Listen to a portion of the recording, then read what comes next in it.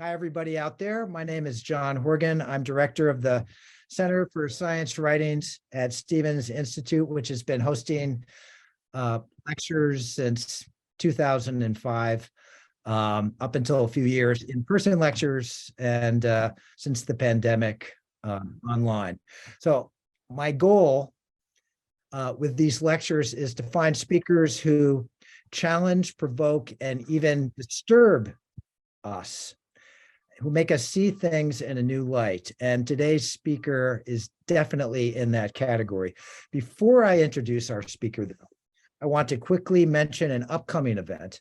On March 1st, we'll hear from Harvard historian Naomi Oreskes. She'll talk about her new book, The Big Myth, which reveals how free market ideologues sold us the lie that unrestrained capitalism is good for us. Okay, now for today's speaker. My philosopher friends are not easily impressed, but when I told them that Martha C. Nussbaum is my next speaker, they were astounded. They said, "Do you realize how brilliant and famous Nussbaum is?" And I replied, "Yes, that's why I invited her."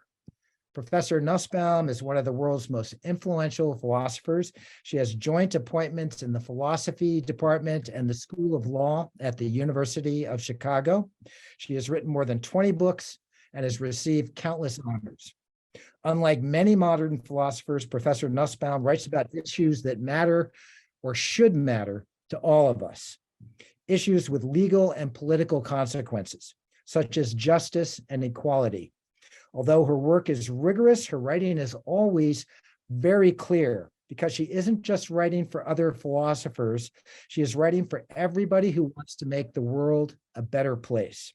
Today, she'll talk about her new book, Justice for Animals, which I urge all of you to read. It's really a fantastic, very compelling book.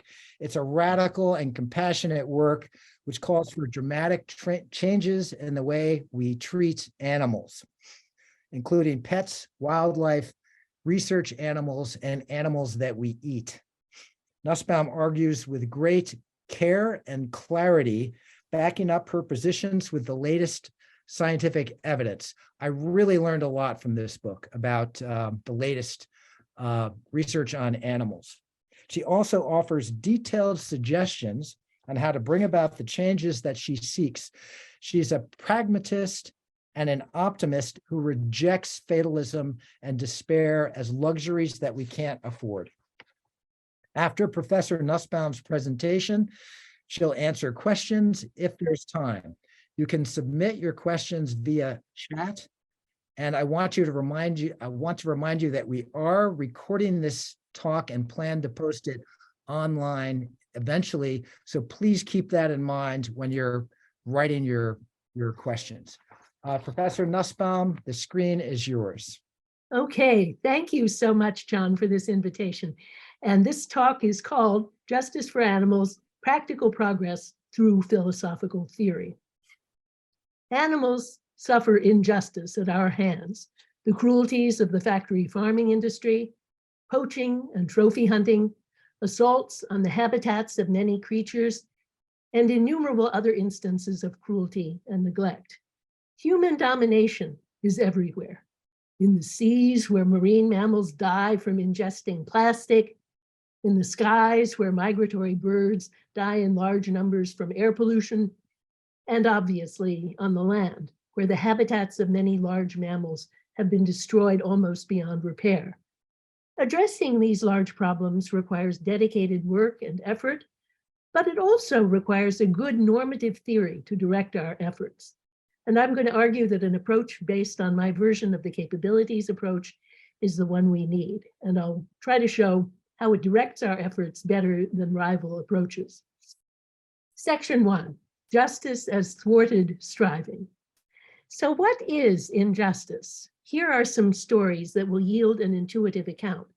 My examples will only be the smallest sample of what can befall an animal and only a sampling of animal kinds. But I'll pair two descriptions, one of the animal going about its own life, flourishing, and another of the animal brought to grief by wrongful treatment.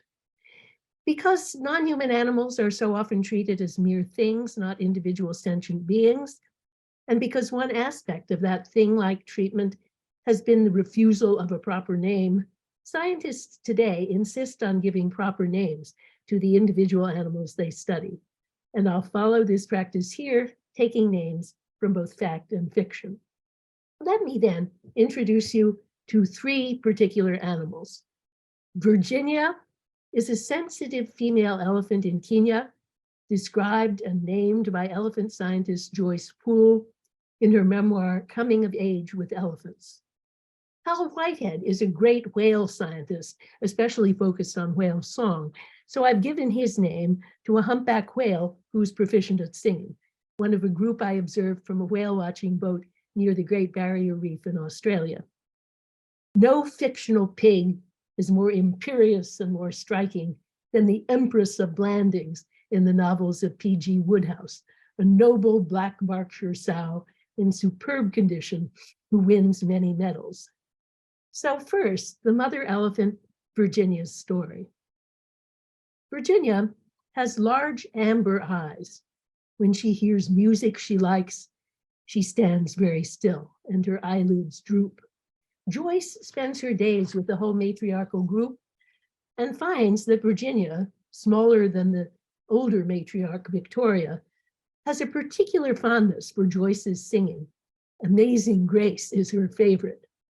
Often, however, Virginia is on the move, covering huge tracts of grassland, her feet padding noiselessly across the floor of Kenya's Amboseli National Park. Her new baby elephant walks beneath her belly, sheltered by that enormous maternal frame. Elephants are wonderful mothers, highly protective of their young, and even known to sacrifice their lives to save young elephants from danger. Now, consider something that might happen, that often does happen. Virginia lies on her side, dead, her tusks and trunk hacked off by a machete, her face a bloody red hole. The ivory trade flourishes despite many attempts to curb it, and the market for animal trophies such as tails and trunks flourishes with few impediments. It's not even illegal to import these trophies into the United States. The other females gather around her and try vainly to lift her body with their trunks. Eventually, giving up the effort, they sprinkle earth and grass upon her body. The baby elephant is missing, taken very likely to sell to some commercial zoo, often in the US, that's not too particular about origins. So now, Hal, the whale story. Our small whale watching boat cuts through the choppy surf off of Australia's Great Barrier Reef. In the distance, several pods of humpback whales appear, breaching and slapping their tails and flukes. Their huge backs gleam in the sun. One of those is Hal. Over the boat's motor, we hear the whales singing, the patterns of sound too complex for our ears to chart them, although we know that humpback whale song has a complicated syntactic structure, an enormous variety, and is constantly changing, sometimes apparently out of sheer fashion and interest in novelty. A variant that originates here may make its way to Hawaii in a year's time as whales imitate one another. The sound is beautiful to us and profoundly mysterious. Now, look at a different possible Hal. Washed up, dead on a beach in the Philippines, his once healthy frame is emaciated. Inside, researchers find 88 pounds of plastic trash, including bags, cups, and other single-use items. Another whale similarly choked on plastic was found to contain within the refuse a pair of flip-flops. Hal has starved to death. Plastic gives whales the sensation of fullness, but no real nutrition. Eventually, there's no room for real food to enter. Some of the plastic in Hal's stomach has been there so long that it has calcified, turned into a plastic brick. He will not sing again. And finally, the sow, the story of Empress of Blandings. Empress of Blandings is a noble black Berkshire sow of enormous size. Cared for as a favorite companion on the estate of Blandings Castle, she loves her trough, where appetizing food is always offered her by her human caretaker, Cyril Wellbeloved. But when Wellbeloved has to go to jail for a short time for drunken and disorderly conduct, she begins to pine and loses her appetite. Her human family, especially the very pig-focused Lord Emsworth, worry helplessly about her well-being, tempting her with various treats, but in vain. By a stroke of good fortune, however, Jamie Belford turns up at Blandings, and his skill in hog calling, learned during a period of work on a farm in Nebraska, brings the Empress back to her usual good spirits. She eats with gusto, making, quote, a sort of gulpy, gurgly, plobby, squishy, wafflesome sound, end quote, that delights Lord Emsworth. Shortly thereafter, she takes her first silver medal at the 87th Shropshire Agricultural Show in the fat pigs class. Now, imagine a different possible life for the Empress. Instead of flourishing among the kindly people and the fostering surroundings of Blandings Castle and the gentle world of P.G. Woodhouse, where all beings are treated with love and humor, the Empress has the bad fate to be living on a hog farm in Iowa in the early 21st century. Now, newly pregnant, she's been thrust into what's called a gestation crate, a narrow metal enclosure exactly the size of her body, with no bedding, floored with slats of concrete or metal to allow waste to descend into sewage lagoons below. She cannot walk, lay down, turn around. No kindly hog caller speaks to her. No pig-loving humans admire and love her. No other pigs or other farm animals greet her. She's just a thing, a breeding machine. Most of the approximately 6 million sows in the US are on factory farms, and these crates are used in most states, though by now they've been banned in 9 states and in several foreign countries. Sows in gestation crates show loss of muscle and bone mass from lack of exercise. They exhibit behaviors such as bar biting and tongue rolling, indicative of boredom and frustration. One type of frustration is being forced to defecate where they live, because pigs are very clean animals and they never defecate near where they sleep and eat. Another is deprivation of all society, for pigs are highly intelligent and social animals. Though the use of these crates is justified on the alleged grounds that sows not confined will fight one another, this specious argument simply assumes that the sows could not possibly be given enough space to come and go and move as they choose. In a poignant allusion to the fact that pigs are not mere automata, but have a characteristic form of life, the Pew Commission on Industrial Farm Animal Production recommended in the year 2008, quote, the phase out within 10 years of all intensive confinement systems that restrict natural movement and normal behaviors, including swine gestation crates. Well, that was 2008, and guess what? Many, many years later, it hasn't happened. These stories summon us to both compassion and what I've called transition anger. That is an anger that's not backward-looking and retributive, but forward-looking and corrective. We feel that is outrageous. It should not happen again in the future. But why do we react this way? What do the 3 stories have in common? First, in all 3 cases, we're aware that we're dealing with a sentient being, a creature who feels pain, who perceives, who has its own perspective on the world. Second, the creature is trying to live, and to live a life characteristic of an animal of that kind. That's what the good stories bring out, describing a flourishing life for each kind of animal. Third, the animal's striving for flourishing has been thwarted, and it has been thwarted by conduct that is either deliberate or negligent. These are, for me, the basic intuitive ingredients of injustice, the wrongful thwarting of a sentient being's striving. Section 2, 3 flawed approaches. So let me now examine 3 prominent philosophical approaches that have been directing practical and legal efforts to combat injustice toward animals. I'm confining myself to Western philosophy, and I don't delve very far back into its history, where, in fact, late Platonism in the works of Porphyry and Plutarch made striking contributions to thinking about animal entitlements. As for non-Western thought, I note that Indian, Buddhist, and Hindu philosophy have rich resources for defending the rights of animals, and an Indian court has recently declared animals to be persons under Article 21 of the Indian Constitution, which makes it illegal to deprive any person of life or liberty without due process of law. The first flawed approach is one that I call the "so like us" approach. It's based on the traditional idea of a scala naturae, that is a ladder of nature with we humans securely at the top.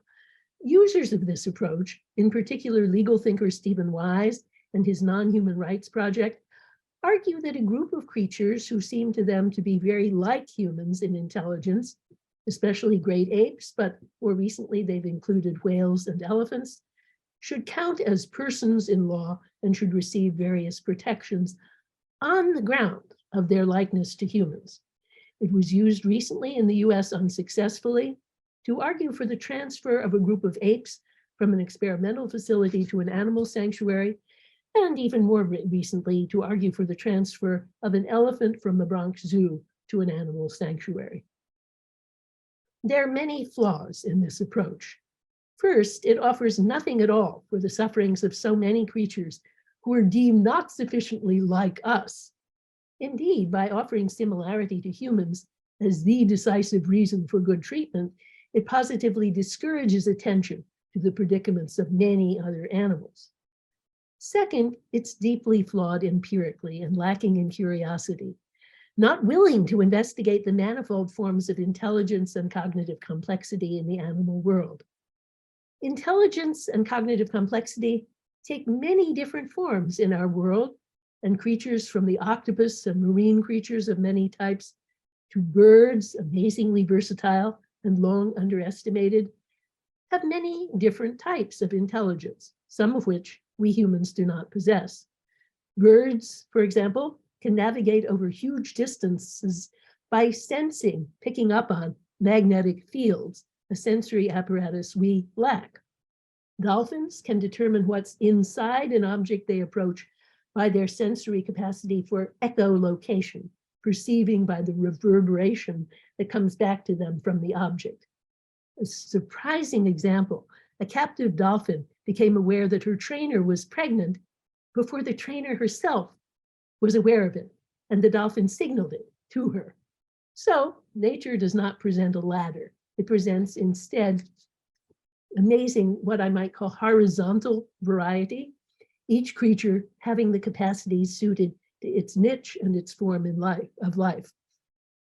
Third, the approach values animals for the wrong reasons, because of us, not because of them. It's narcissistic and complacent, first assuming our first place value, and then conceding that, well, some few other creatures manage to get close to us by likeness. But each animal's goals are its own, and each life is its own. Second is the utilitarian approach, which began with Jeremy Bentham's clarion call to concern for animals in a famous long footnote in his Introduction to the Principles of Morals and Legislation, 1789. Bentham's overall view holds that the only good thing is pleasure and the only bad thing is pain. In this footnote, he insists that animals are just as vulnerable to pain and suffering as humans are, and he predicts that the day will come when our harsh domination over animals will seem just as horrible as, says he, the slave trade now does to right-thinking people. And I think he's over-optimistic even about the British in those days, and certainly ignores atrocities in the Americas. Just as the color of a person's skin, says he, should not be a reason for differentially bad treatment, so too, quote, the velocity, that's the hairiness of the skin, and the curvature of the os sacrum, end quote, should not be a reason for the brutal oppression of animals. Bentham followed this up with other writings denouncing hunting and fishing for sport, although he did still think it was permissible to kill animals for food if done in a painless manner. Bentham's great student, John Stuart Mill, followed his lead, both writing about the rights of animals and leaving all his money to the Society for the Prevention of Cruelty to Animals. Today, utilitarian philosopher Peter Singer, their philosophical heir, has been a leader in calling for the abolition of cruel practices toward animals. This approach is so much better, and it does zero in on a key issue in our exploitation of animals, namely pain. But it flattens the world too much. Animals do need freedom from pain, but they also need the opportunity to move freely, to play, to choose their own paths through the world, to enjoy social relationships. Furthermore, sometimes animals who've never been exposed to these good things, let's say they grow up in a humane zoo, do not feel pain when they're without them. They form what economists call adaptive preferences. So, as in the human case, the utilitarian criterion can be an ally of an unjust status quo. Another problem is that the utilitarian goal is a static state, pleasure, or in Singer's version, satisfaction of preferences. So the value of being an agent is neglected. People don't just want to end up in a state of satisfaction. They want to strive and to attain what they attain by their own efforts. And the same is true of animals. Finally, what utilitarianism recommends is not individual focused enough. The goal is either the greatest total pleasure or the greatest average pleasure, depending on what version we use. So complicated empirical calculations are required in order to balance the pleasure of meat eating against the pain of animals. And there's no guarantee at all that the animal protective result will actually be chosen.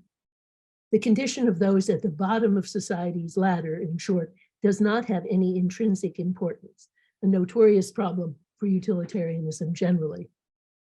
Third is the Kantian approach of Christine Korsgaard's important recent book, Fellow Creatures. Her approach does better still, developing an attractive account based actually on both Kant and Aristotle of what it is to treat an animal as an end rather than a means. In many important respects, its practical recommendations dovetail with my own. Korsgaard diverges from Kant, who holds that animals are just property that we may use as we please, and she develops a promising approach using both Kantian and Aristotelian materials. But Korsgaard clings too much to Kant to satisfy me.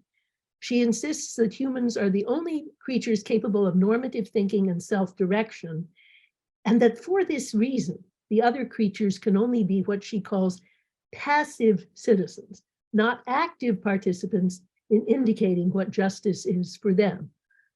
We should criticize her argument both empirically and normatively.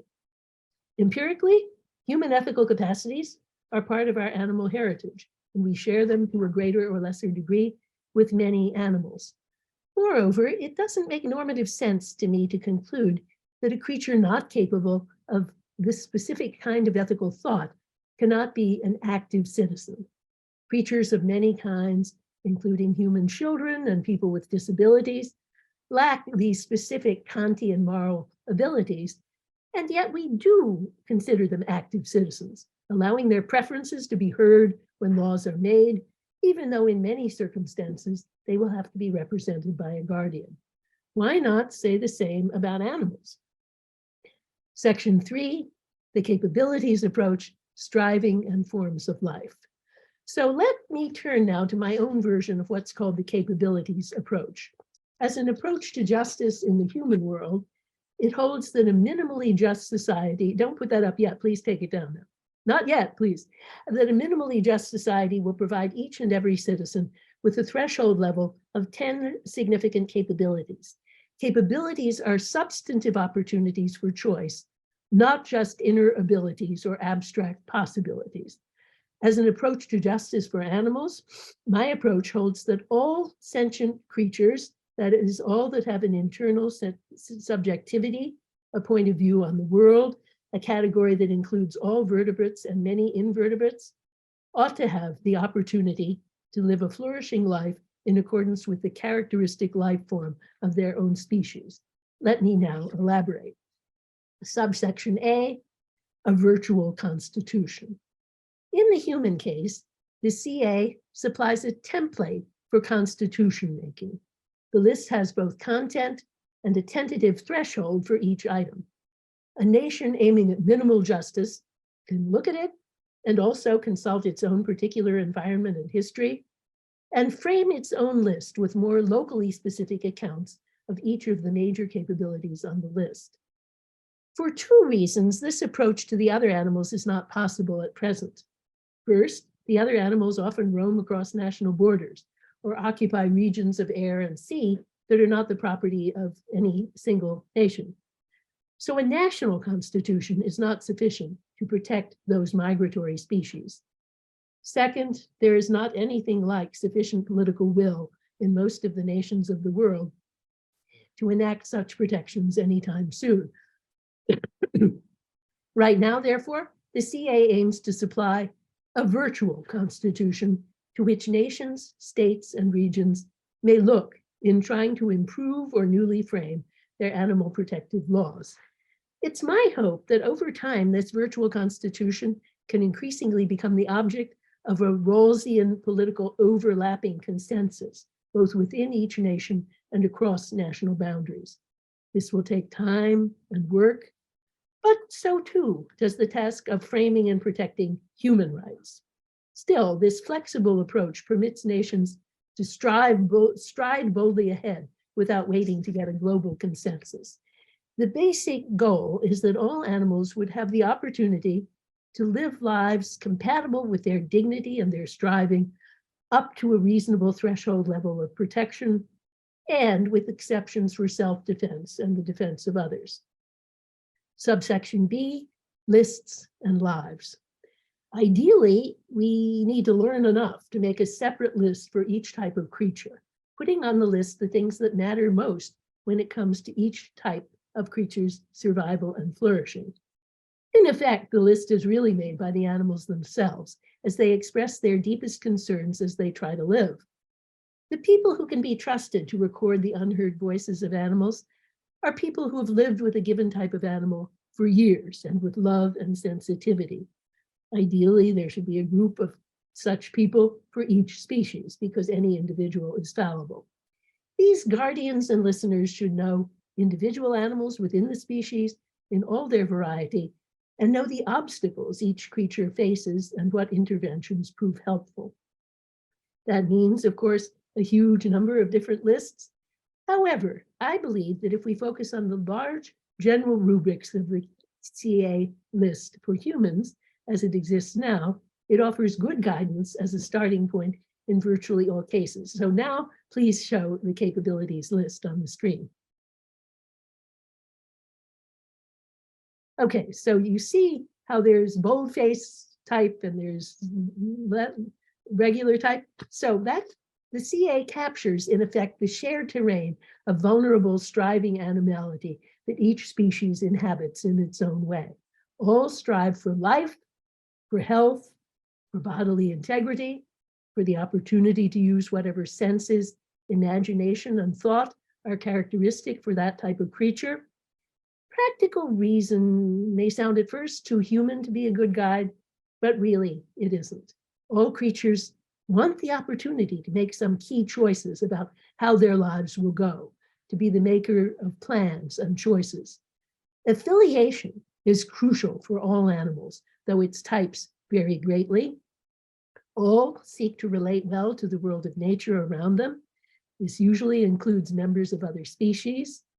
Play and fun are not peculiar to humans, as researchers increasingly understand, but key aspects of animal sociability. And all animals seek various types of control over their material and their social environment.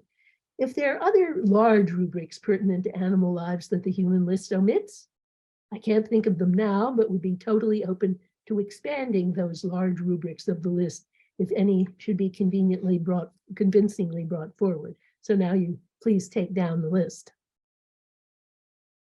People might worry that any such list is bound to be anthropomorphic, verging on some of the errors of the so like us approach? I understand this charge, but I think it's mistaken. The list was made up, actually, not by thinking of what's distinctively human, but by thinking in very general terms about vulnerable and striving animality, a topic Aristotle already addressed in the little treatise on which I wrote my doctoral dissertation long decades ago, a treatise called On the Motion of Animals. In that work, he proposes what he calls a common explanation for why and how animals move through the world to get the things they need, allowing for significant variations at the species level, but insisting that at a general level, we find a common pattern, various forms of perception, various forms of desire, and gender movement toward the object of desire. I think so too, though we must always be on our guard against obtuseness or self-privileging perception. Sometimes the common explanation will include items within the finer rubrics of the human list that appear at first blush not to matter in the lives of animals. Think about freedom of association and freedom of speech. Well, what are most zoos but ways of denying freedom of association to animals? As for speech, animals express what they need and want in their own ways, often very sophisticated, often possessing syntactic complexity. Under formal US law, freedom of speech pertains to many forms of expressive symbolic activity, not just to words on paper. So flag burning, for example, is protected by our First Amendment. Why then should this legal category not be thought to include the ways in which animals speak? It certainly could, if only animals had legal standing in the first place. It's not that they don't speak, it's that we humans usually don't listen. Animals are not free to speak, however, when their complaints are ignored, when information about the conditions in the factory farming industry are systematically screened from public view, when even human allies of the afflicted pigs and chickens are prevented by what are called ag-gag laws, that's laws restricting reporting and photographing, from describing those conditions. Freedom of speech is hugely pertinent to animals, and it's important for exactly the reasons John Stuart Mill, a defender of animal rights, gave when he defended free speech and non-liberty. Free speech gives information we need to make our society better. It challenges complacency and smugness. It brings forward unfashionable positions that deserve and indeed require a hearing. Some finer rubrics of the human list matter for animals in a slightly more indirect way. Some of the specific subcategories seem inappropriate to animals themselves. For example, freedom of the press or political participation. However, let's pause and think again. Animals, to be sure, do not write newspaper articles, but the free circulation of information about their predicament is a crucial part of their good in this world where humans dominate all animal lives. Just as the Great Famine in China was not known even to Mao for a very long time because of the absence of a free press, so too restrictions such as ag-gag laws prevent information about animal suffering from getting out into the public domain where action can be taken. To be sure, the articles and books will have to be written by humans, and the videos will have to be photographed by humans, but they matter for and in the lives of the animals whose voices of complaint they record and whose intolerable conditions they display. Much the same is true of political participation. Most animals, though often political enough within their own species group, have little interest in political participation in the human-dominated world and are unaware of elections, assemblies, and offices. Nonetheless, what happens there matters hugely for them. In the human-dominated world, politics determines the rights and privileges of all denizens of a given place and makes crucial decisions about matters of welfare, habitat, and so on. So it really matters that animals have a political say, which means, I believe, legal standing and legal representation. Right now, we allow a guardian to represent humans with cognitive disabilities in courts and in elections, so the proposal involves nothing very surprising. Creatures who live in a place should have a say in how they live. At the level of the finer, concrete rubrics of the list, there will then be surprising instances of overlap. At this level, however, there will also be much divergence, and we should always be open to surprise and learning. Thus, each type of animal has its own form of social organization and even of sense perception. Some animals, as I said, have senses that we lack, and usually the senses that we do have are realized very differently in animal lives. Different types of hearing, sight, perhaps especially smell. Only painstaking and loving study will show what should be said. Subsection C, species members are individuals. Well, so far I've spoken of a list for each species of animal. But for animals, as for humans, each individual creature should be treated as an end. And animals are individuals not only numerically, that is to say, each and every one matters, but also qualitatively. Each species member is subtly different from every other. People who live with companion animals know that the personalities and preferences of their companions are highly individual, and that what's good for one dog or cat is not necessarily good for all. We usually fail to notice this variety in the case of animals with whom we don't live, but scientists who do live with a given type of animal recognize and emphasize these differences. Each baboon, each elephant is a member of baboon or elephant society, but each individual has a unique way of inhabiting that world. So too with every type of animal that we've been able to study carefully. But if each individual is both separate from others, that is, having its own life to live, not anyone else's, and qualitatively different in some ways from others, isn't it a mistake to frame the lists as centering around a species form of life? Isn't that to deny each animal's uniqueness?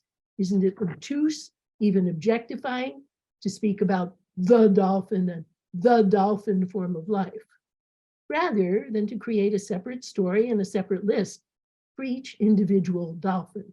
For example, for Fungi, the beloved dolphin in Dingle Bay, Ireland, whose disappearance in October 2020 caused widespread distress. The inhabitants of Dingle Bay came to know Fungi over the decades as a dolphin with a unique personality. Quirky, oddly solitary for a dolphin, atypically social toward humans. Why wouldn't Fungi's uniqueness be obliterated by an approach based on the species? All law is general, but good law is based on the knowledge of many particulars and can be revised when new particulars come to light. Moreover, the list is a list of capabilities, that is, opportunities, not of mandatory functions. The opportunities it creates can be used by different creatures in different ways, or not used at all if the animal doesn't want to use them. Capabilities are entitlements, a type of rights. People typically don't think that human rights reduce all humans to a cookie cutter model. They're spaces within which varied individuals are free to choose. I think it's the same story with each type of animal. We study communities belonging to a given species, and species, we must always remember, is a rough term for what's common to various populations. It's not a metaphysical entity. We then frame a list. Then the qualitatively different species members can use those entitlements each in their own ways. Fungi is different from every other dolphin, but the capabilities that protect dolphins in general will also protect him and be used by him in his unique way. He doesn't have to socialize with a large pod if he doesn't want to. He's perfectly free to hang around the coast.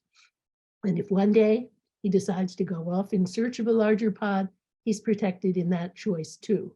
That's actually one possibility for what happened to him, although given his relatively advanced age, death is another possibility.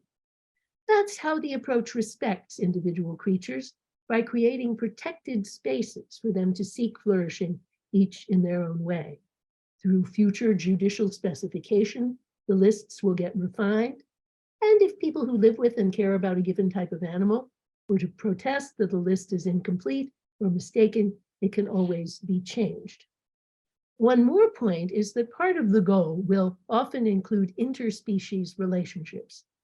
There are some animals whose lives are pretty much wrapped up in the life of their own kind. Dolphins and elephants do not seem to basically rely on robust relationships with other species as a crucial element in their good, although that's not to say that a friendship across the species barrier might not arise in suitable conditions. But there are other animals whose form of life is far more relational across the species barrier. Dogs, cats, many horses, and farm animals who are not being tortured.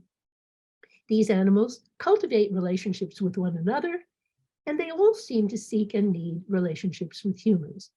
So this simply gets built into the list that we would make for each type of creature as a desideratum. Reliance on a species norm does not imprison a creature within its own kind. And finally, section 4, the last section, practical implications, some examples. In a way, the practical applications distinctive of this approach are obvious. Show respect for all forms of life, not just those that seem like us. Don't just focus on pain, but look at the whole form of life. Many zoos don't inflict pain, but they do thwart in many ways the animal's characteristic form of life. And don't treat animals as passive recipients of a handout, but allow their intelligent strivings and expressions of preference to determine the course of legal action. To return to my 3 stories, my approach would mean strenuous efforts worldwide to stop poaching and the abduction of young animals. It would mean an end to the whole factory farm industry in the very short term, and in the long term, an end to our reliance on killing animals for meat in favor of artificial meat and perhaps what's now newly available, so to speak, real meat, but meat that's grown from stem cells without killing. In Hal's case, it would mean a concerted effort on the part of all humanity to reform our heedless behavior with regard to plastic trash and aggressive cleanups to remove the plastic that's already out there. But I'll end this lecture with just one detailed example of the legal implementation of the spirit of my approach, a happy harbinger of what I hope is a new era in law in the form of a remarkable 2016 opinion by the US Court of Appeals for the Ninth Circuit. In a case called Natural Resources Defense Council Incorporated versus Pritzker, and by the way, that's not the J.B. Pritzker, who's the governor of my state, it's Penny Pritzker, his sister, who was Secretary of Commerce at that time. The US Court of Appeals for the Ninth Circuit ruled that the US Navy violated the law in seeking to continue a sonar program that impacted the behavior of whales. To some extent, the opinion is a technical exercise in statutory interpretation of a law known as the Marine Mammal Protection Act. The court says that the fact that a program has negligible impact on marine mammals does not exempt it from a separate statutory requirement, namely that it establish means of, quote, affecting the least practicable adverse impact on, end quote, marine mammal species. What's significant and fascinating is that the argument relies heavily on a consideration of whales' capabilities that the program disrupts. And I'll quote from the opinion: effects from exposures below 180 decibels can cause short-term disruption of or abandonment of natural behavior patterns. These behavioral disruptions can cause affected marine mammals to stop communicating with one another, to flee or avoid an insonified area, to cease foraging for food, to separate from their calves, and to interrupt mating. LFA sonar can also cause heightened stress responses. So you see even emotional health on my list gets in there. Heightened stress responses from marine mammals. Such behavioral disruptions can force marine mammals to make trade-offs like delaying migration, delaying reproduction, reducing growth, or migrating with reduced energy reserves. The opinion does not give whales legal standing. No such radical move is necessary to reach the clear result that the program is unacceptable under the statute. Because the whales didn't have standing, they had to depend on the luck of having protection through the Marine Mammal Protection Act, a law made by human legislators, but with real concern for the interests of whales. The whales also had to depend on judges who read the law imaginatively. taking very seriously, and in what's quite a novel way, because it's an old law, but this is a new ruling, a set of obstructions to the whale's form of life that did not involve the infliction of pain. The opinion, written for a unanimous 3-judge panel by Judge Ronald Gould, who sits in and has long lived in the state of Washington, where whale watching is a common pastime, concluded that obstructing a characteristic form of life activity, even without pain, is an adverse impact. I imagine this judge as someone who has really looked at whales with curiosity and wonder.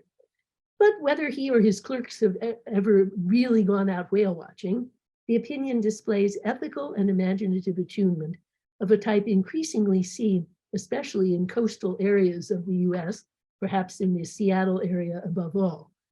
It sees whales as complex beings with an active form of life that includes emotional well-being, affiliation, and free movement. In short, a variety of species-specific forms of agency. The opinion goes well beyond Jeremy Bentham, and it also steers clear of the "so like us" approach, nor like the Kantian approach does it view whales as merely passive citizens. Although clearly the judges hadn't read the capabilities approach, I think they got there anyway, and it's a harbinger, it is to be hoped, of a new era in the law of animal welfare and animal justice. So thank you very much, and I now look forward to your questions. Thank you so much, Martha. So there are already some great questions in chat. Do you want to read them, or should I read them You to read them. aloud for you? I'm looking back and forth, then I can't really focus. Sure. Okay, I'm just going to start from the top. So the first 4 questions are from colleagues of mine here at Stevens. If there's one And from the a first- student, I'd rather have the first question be from a student. That's my usual habit when I give talks. Are there any? Okay, let me see. The thing is, I don't see a question. Oh, here's one from one of my students. This is John Angelo DiCio. Aren't humans able to be carnivorous or omnivorous despite the immoral impacts? Much like a lion who attacks and eats a zebra, causing it pain, a human can attack and eat a chicken, likewise causing it pain.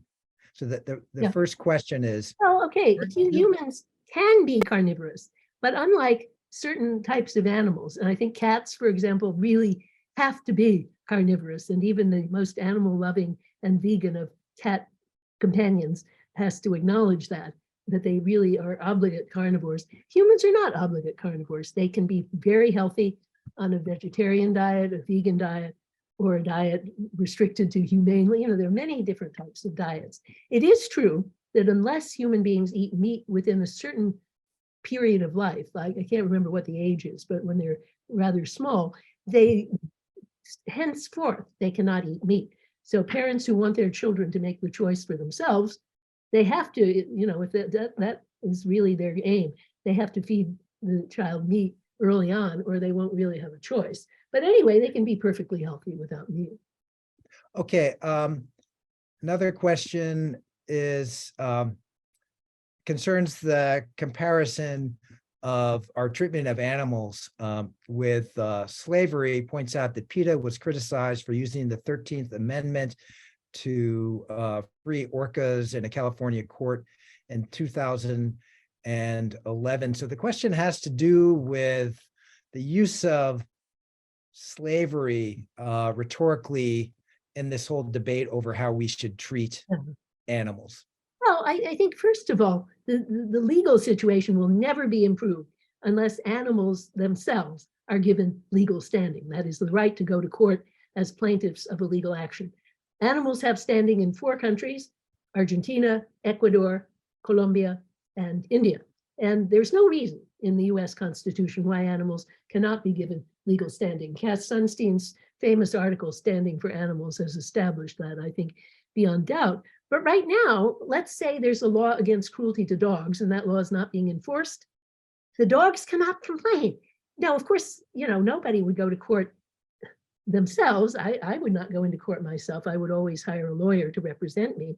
But the dog cannot have a guardian who would in turn retain a lawyer to go to court with the dog as plaintiff of that action. Whereas if there were an infant or a person, a human being with multiple cognitive disabilities, that person could have a guardian, retain a lawyer who could go to court. And so I think that's the first step in anything. I think there's no point in appealing to the Constitution before we resolve that issue. Now, I don't like comparisons of which horrors are worse. I think the horror is judged, it's got to be judged in terms of each animal's form of life. Some animals can thrive in confinement, and I think that's true of the ones like dogs and cats who have evolved to be cohabitant with humans.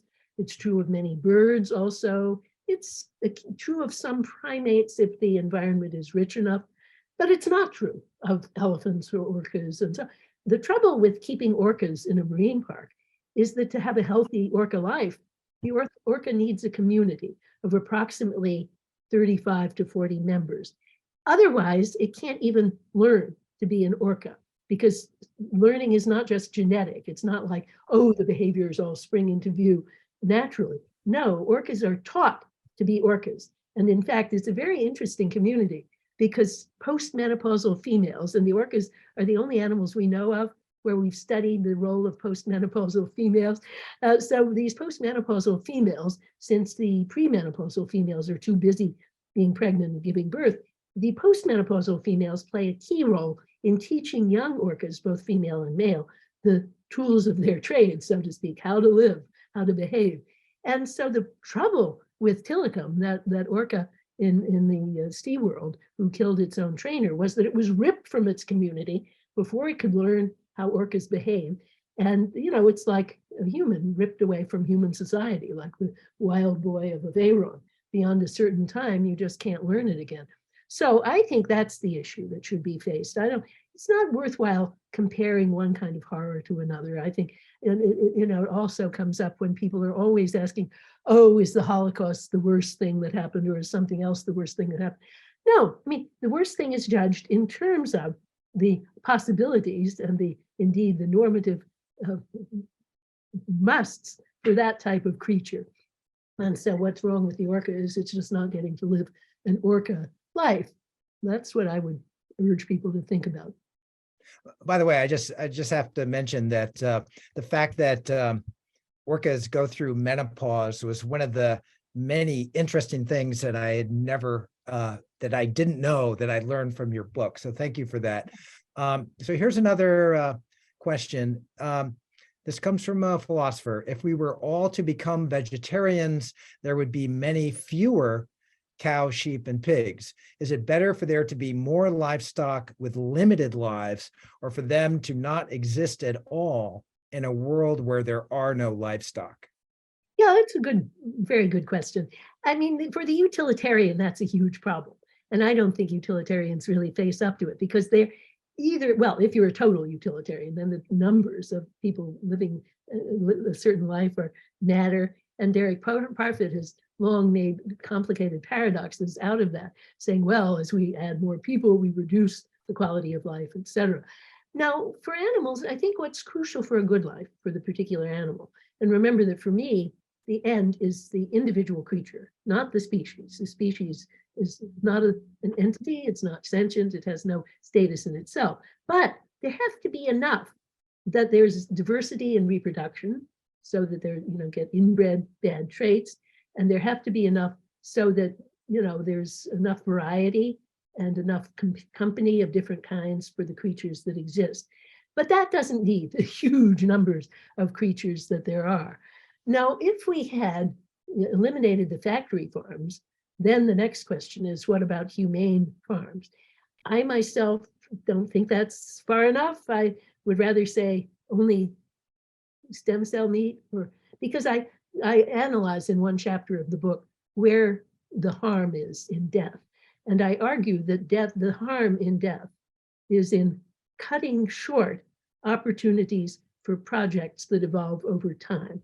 So if a creature doesn't have a sense of time, then I think death that's really painless would not be a harm.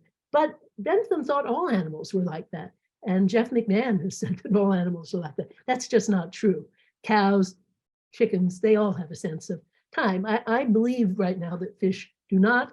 And so I very cautiously and with great anxiety defend my own eating of painlessly killed and non-farm fish. But anyway, the point is, your real question is, how many do there have to be and why would we raise them? Now, I think, people love animals. And I mean, look at the Empress of Blandings. That was a world in which people lived with these animals. They loved them. They had competitions of which animals are better, the way we do anyway for horses. No one thinks that horses will be extinct because we treat them well and we don't eat them anymore.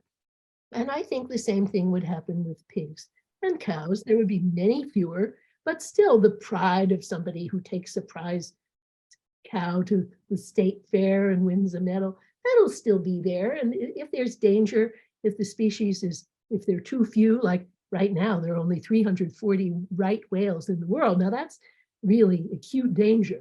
And I don't think we'd be likely to get to that point with cows and chickens.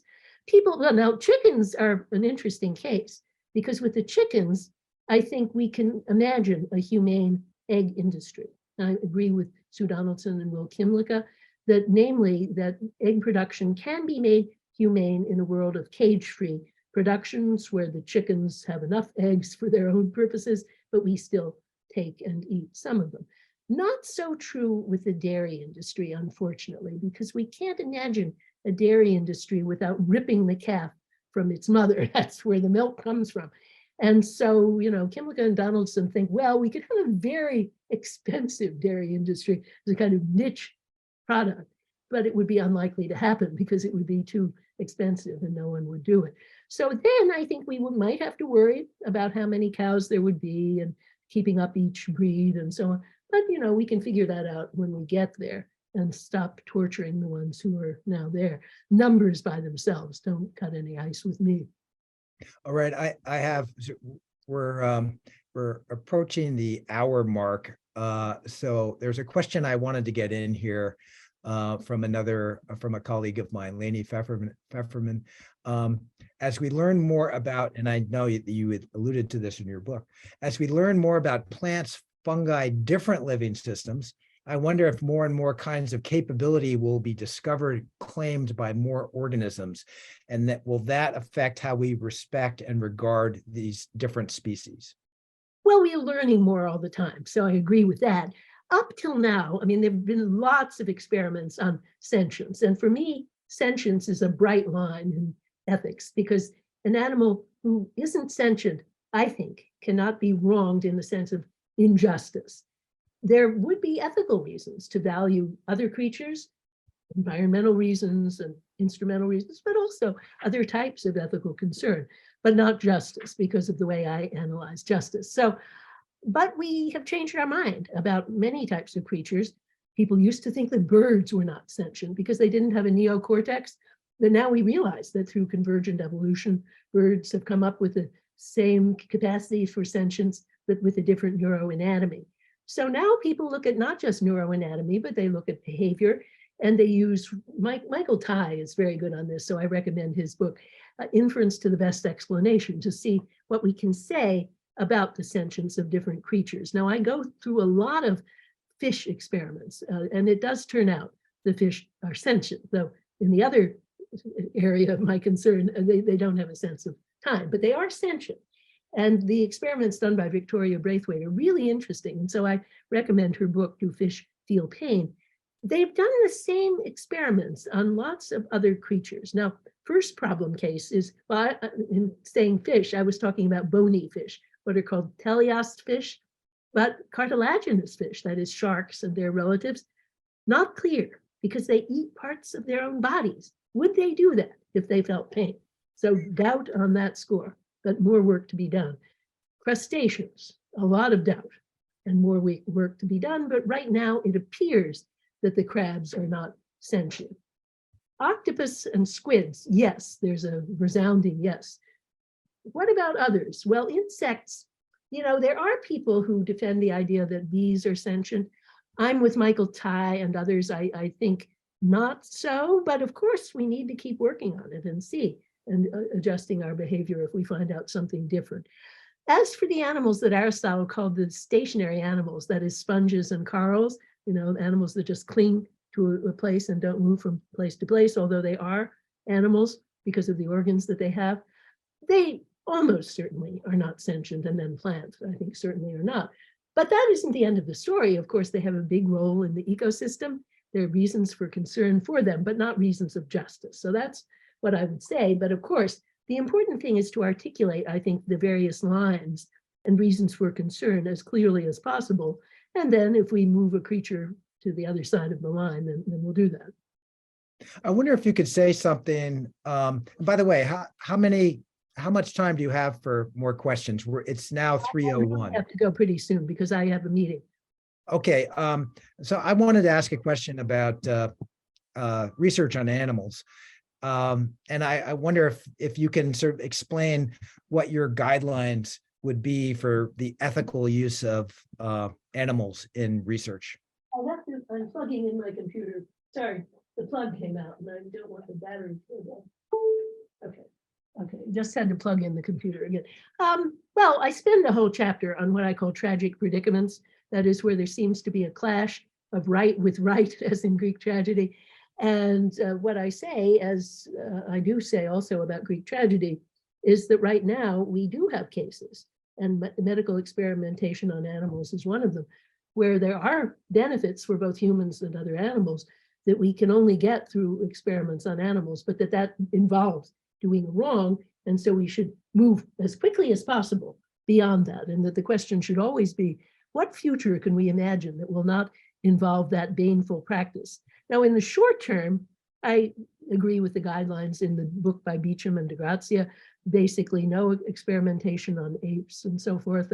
And they insist on very good living conditions, no gratuitous infliction of deprivation, solitude, or pain during the animal's lifetime.